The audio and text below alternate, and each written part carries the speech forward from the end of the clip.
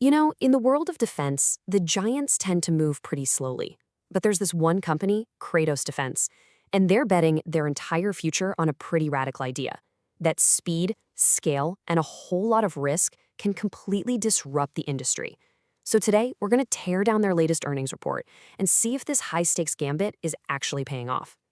So who exactly is Kratos? Well, you can think of them as the disruptor in an industry of titans. While the legacy contractors are building on these decades-old platforms, Kratos is really a tech company at its heart.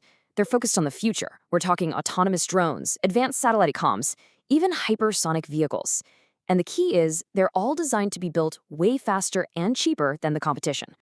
This quote from their CEO, Eric DeMarco, pretty much captures the entire thesis. He sees a generational recapitalization happening right now, basically a moment where the old ways of building defense tech just aren't cutting it anymore. Now for Kratos, that's not a threat. No, it's the biggest opportunity in the entire market. And that really raises the central question we're exploring. I mean, as the very nature of conflict changes, who is actually building the future of defense? Well, Kratos is betting billions of dollars that the answer is them. You see, this new era is all about two things: speed and scale. The old model of taking decades and billions of dollars to develop just one platform, that's broken.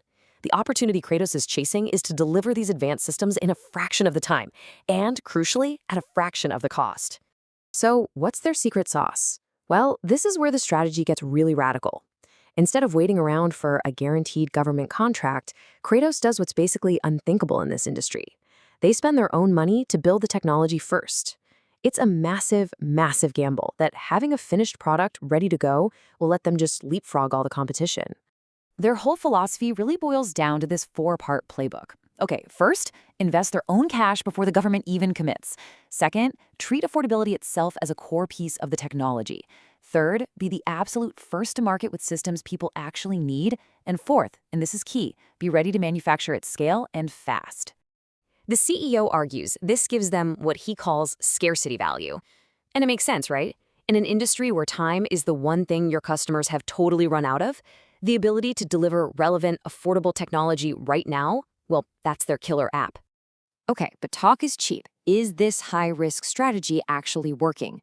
Let's look at the scorecard, because their latest quarterly results, they paint a very, very clear picture.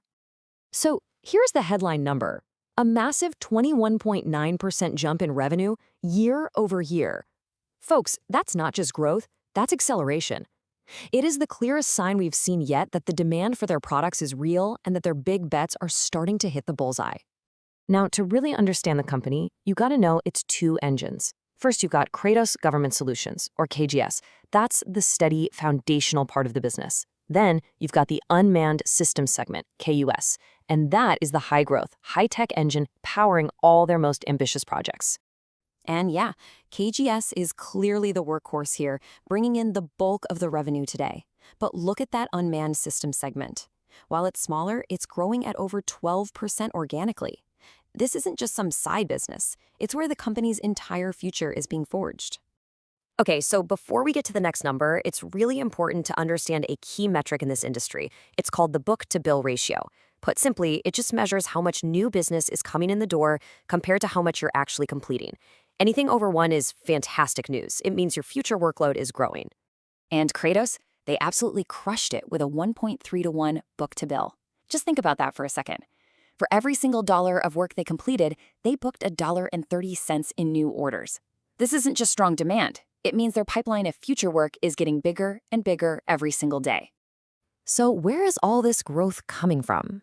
All right, let's zoom in on the really exciting part of their portfolio, these huge bets on next-generation technology. I mean, this is where Kratos is truly trying to shake up the entire industry. First up is the XQ-58A Valkyrie. And let me tell you, this is not just another drone. It's a total game changer. It's a low-cost, high-performance combat aircraft designed to fly as a loyal wingman right alongside piloted fighters. The whole goal is to multiply the force of our most advanced jets without putting more pilots in harm's way. And they are absolutely not thinking small here.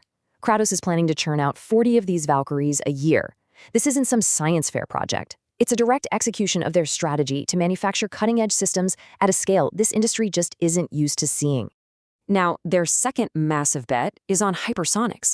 We're talking vehicles that travel at over 5 times the speed of sound. In modern warfare, speed is survival, and believe me, this is one of the most critical and competitive tech races on the entire planet, and Kratos is determined to be a leader. And look, the CEO doesn't leave any room for doubt on this one. He calls the hypersonics franchise a primary driver of their future revenue.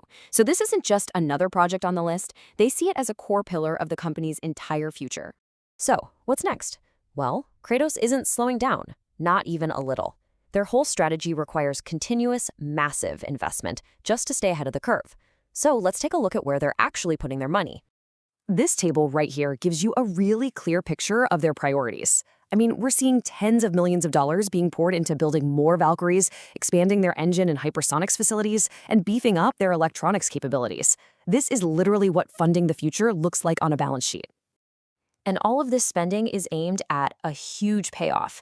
Their 2026 forecast is targeting revenue well over $1.5 billion, even as they continue to reinvest like crazy. They are not tapping the brakes, they're flooring the accelerator. So let's just be crystal clear about this. This is a classic high-risk, high-reward gambit.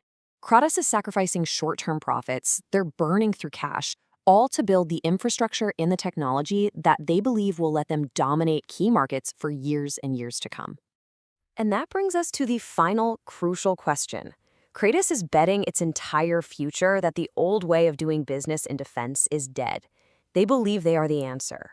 But is this massive, cash-burning gamble the key to making them a leader in the new era of warfare? Or will it end up being a bet that was just too big and too soon?